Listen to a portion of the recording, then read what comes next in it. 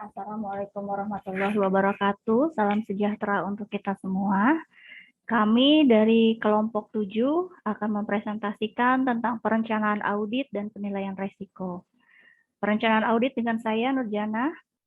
Perencanaan audit adalah prosedur-prosedur yang dilakukan setelah proposal disetujui atau perikatan audit telah ditandatangani dan merupakan jembatan untuk pekerjaan pengujian. Perencanaan audit meliputi pengembangan strategi menyeluruh pelaksanaan dan lingkup audit yang diharapkan. Perencanaan audit harus disusun dengan mempertimbangkan resiko yang dihadapi organisasi yang akan diauditnya.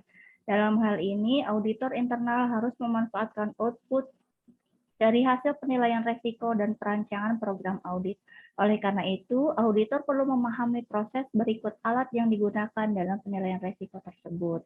Yang dimaksud dengan penilaian resiko adalah kegiatan identifikasi dan analisis terhadap resiko yang relevan dalam upaya mencapai tujuan organisasi sebagai dasar untuk menentukan cara pengelolaan resiko tersebut.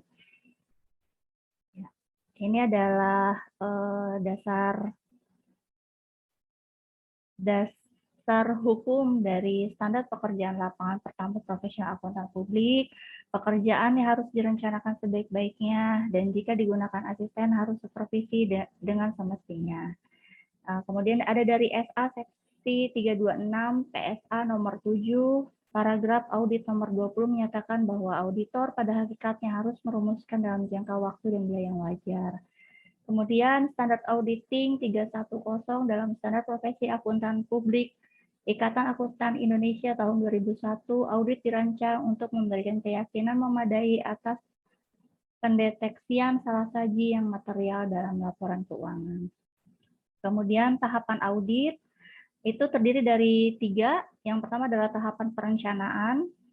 Tahapan perencanaan itu yang pertama melakukan analisis resiko untuk mengidentifikasi dan menilai resiko, mengembangkan rencana audit berdasarkan penilaian resiko, menjadwalkan audit dan mengalokasikan sumber daya, mereview laporan audit dan kertas kerja periode sebelumnya. Kemudian yang kedua adalah tahap pelaksanaan. Yang pertama, mengunjungi area yang akan diaudit dan melakukan survei lapangan, menyiapkan audit program berdasarkan hasil survei lapangan, menyiapkan dan mengirimkan surat perikatan audit engagement letter untuk memulai audit, melakukan audit sesuai dengan yang direncanakan, mendokumentasikan proses audit, melakukan prosedur audit seperti yang direncanakan dan menemukan bukti-bukti yang dapat mendukung temuan. Kemudian tahapan pelaporan itu ada 3, mengembangkan laporan audit awal yang berisi temuan awal audit, melengkapi dokumentasi audit dan merangkum temuan audit yang berpotensial, mereview laporan audit bersama dengan auditi. Langkah-langkah dalam kegiatan perencanaan audit meliputi yang pertama adalah memahami dan bisnis dan industri klien. Informasi yang harus diperoleh yang pertama adalah kondisi ekonomi umum, industri di mana klien berusaha, rasio-rasio keuangan, dan entitas klien. Yang kedua adalah memahami dan menilai struktur pengendalian intern. Memahami atas pengendalian intern meliputi pemahaman atas desain pengendalian yang relevan dan audit atas laporan keuangan dan pemahaman atas operasi pengendalian intern. Yang ketiga adalah menentukan tingkat materialitas awal dan salah saji yang diterima. Kemudian yang keempat adalah menentukan tingkat resiko awal audit. Resiko audit adalah resiko yang terjadi dalam hal auditor tanpa disadari tidak memodifikasi pendapatnya sebagaimana mestinya atas suatu laporan keuangan yang mengandung salah saji material. Yang kelima, melakukan komunikasi dengan auditor lain. Komunikasi dengan auditor lain tergantung dari posisi KAP sebagai auditor utama atau sebagai auditor lain. Apabila bertindak sebagai auditor lain dan menerima instruksi dari auditor utama, KAP wajib menjawab setiap pertanyaan auditor lain. Kemudian keenam, menyusun rencana audit. Rencana audit adalah ringkasan perikatan ikhtisar sifat dan karakteristik operasi bisnis klien dan strategi audit secara keseluruhan. Ketujuh, menyusun audit program. Audit program adalah daftar terinci dari prosedur-prosedur audit yang akan dilakukan dalam sebuah proses audit. Di tahap perencanaan, audit membuat strategi audit secara terperinci dan detail. prosedur yang akan dijalankan, tahapan-tahapan dilakukan dengan tepat dan terarah dalam memberikan manfaat bagi auditor, di mana auditor dapat memusatkan perhatian pada area-area yang penting material dalam audit, mengidentifikasi dan menyelesaikan masalah yang terjadi atau mungkin terjadi dengan tepat waktu, mengorganisasikan proses audit sehingga dapat dijalankan dengan efektif dan efisien, memilih anggota tim perikatan dengan kapabilitas dan kompetensi yang mumpuni, mengawasi dan melakukan review atas pekerjaan anggota tim perikatan.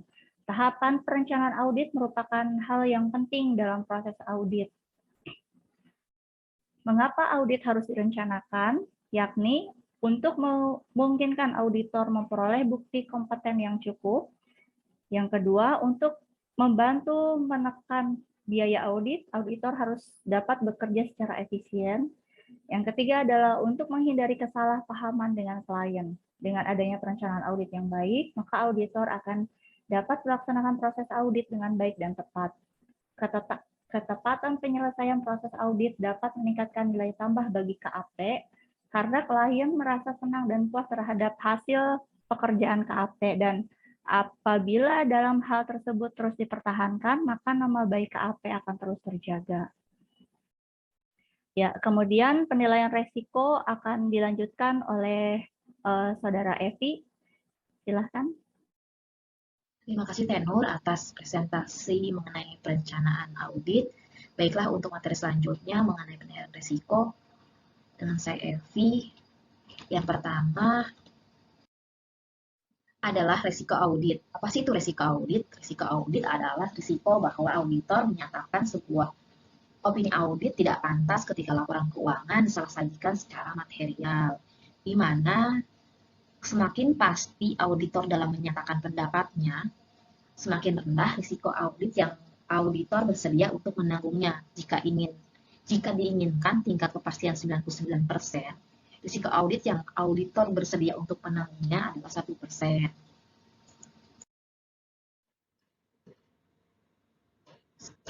Sekarang mengenai penilaian risiko.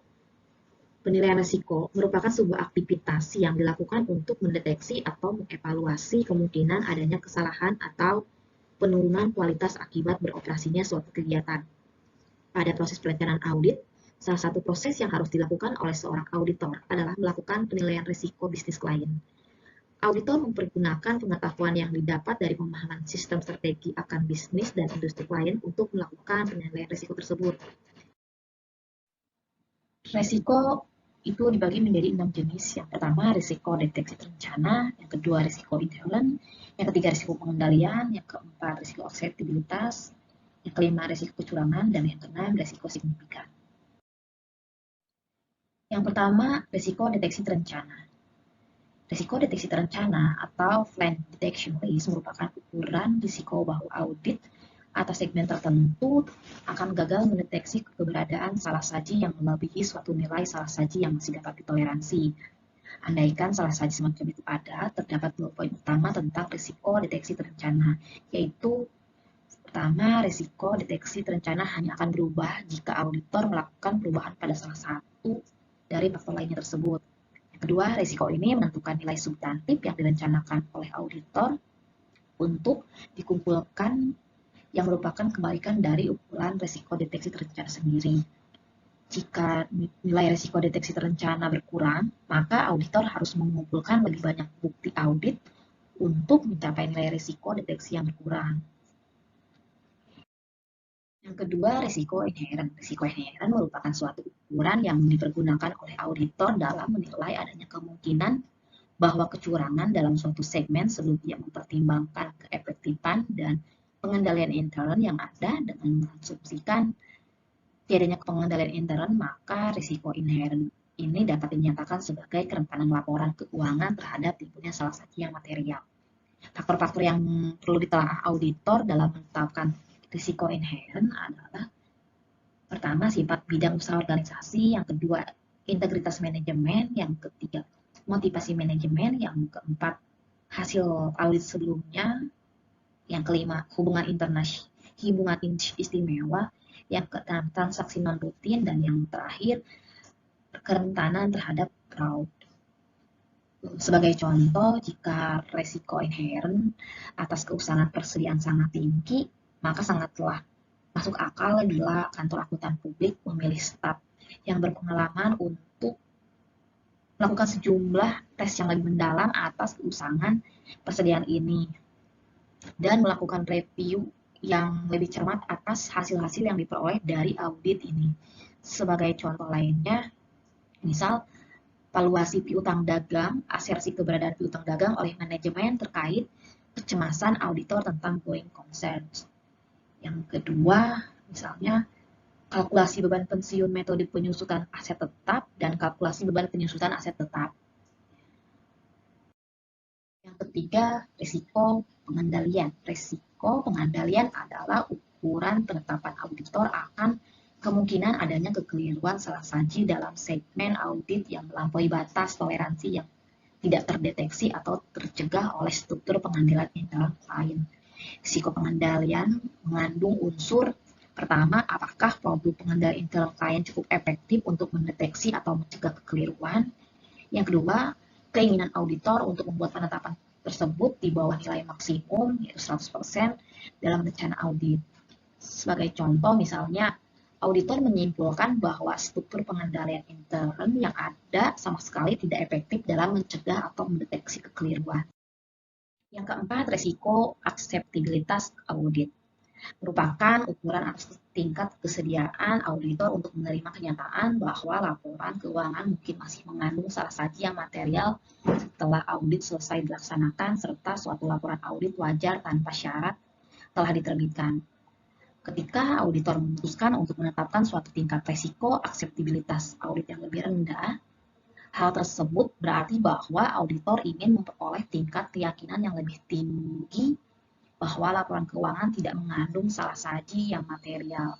Risiko 0 berarti yakin sekali, dan suatu tingkat risiko sebesar 100% berarti benar-benar tidak yakin. Yang kelima, risiko kecurangan.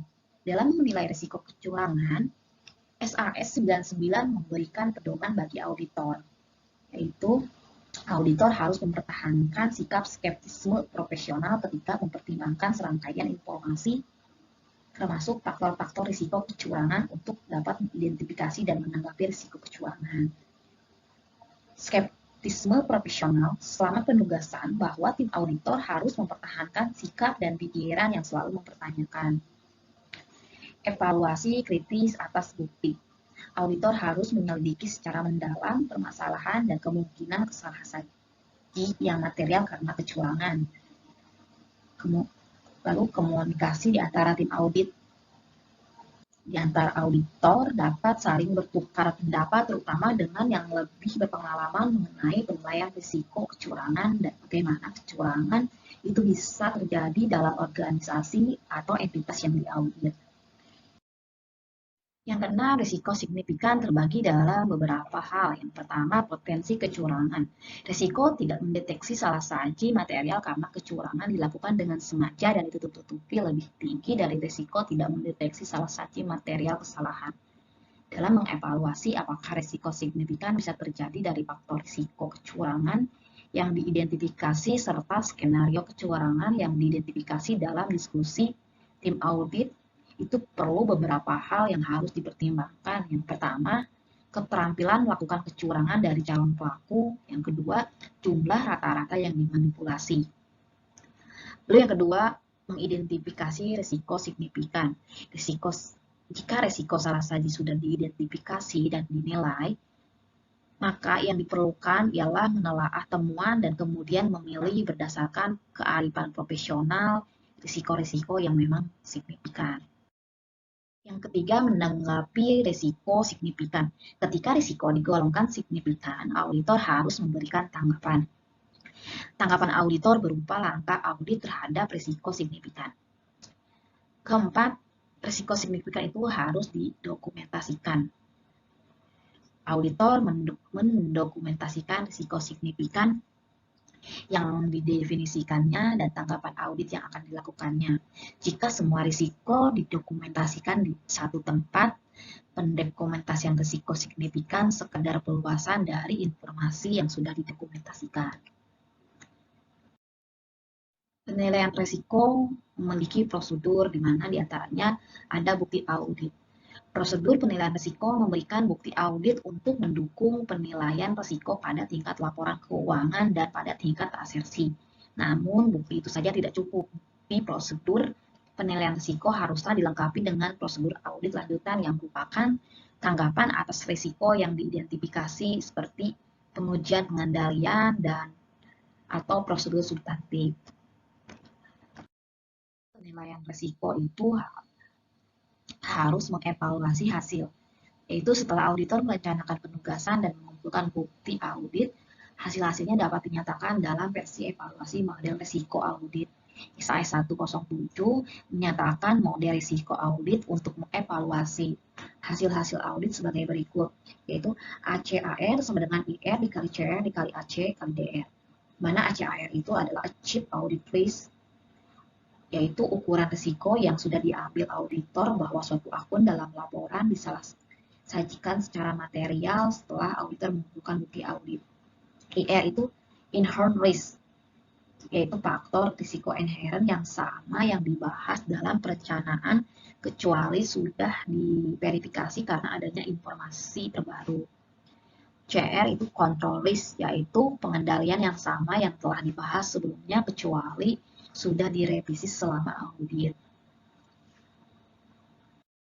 Selanjutnya ACDR yaitu Achieved Detection Risk, yaitu ukuran risiko bahwa bukti audit untuk suatu segmen tidak mendeteksi salah saji yang melampaui salah saji yang dapat ditoleransi. Jika salah saji semacam itu memang ada, auditor dapat mengurangi risiko deteksi yang dicapai ini hanya dengan mengumpulkan bukti. Dari rumus tersebut menunjukkan 3 cara untuk mengurangi risiko audit yang dicapai ke tingkat yang dapat diterima. Yang pertama, mengurangi risiko inherent. Yang kedua, mengurangi risiko pengendalian. Yang ketiga, mengurangi risiko deteksi yang dapat dicapai dengan meningkatkan pengujian audit substantif. Meskipun tidak ada kesulitan yang dihadapi oleh auditor dalam mengumpulkan bukti yang direncanakan dan menyimpulkan bahwa penilaian risiko sudah wajar atau lebih baik daripada yang diduga semula, auditor tetaplah harus sangat hati-hati dalam mengambil keputusan.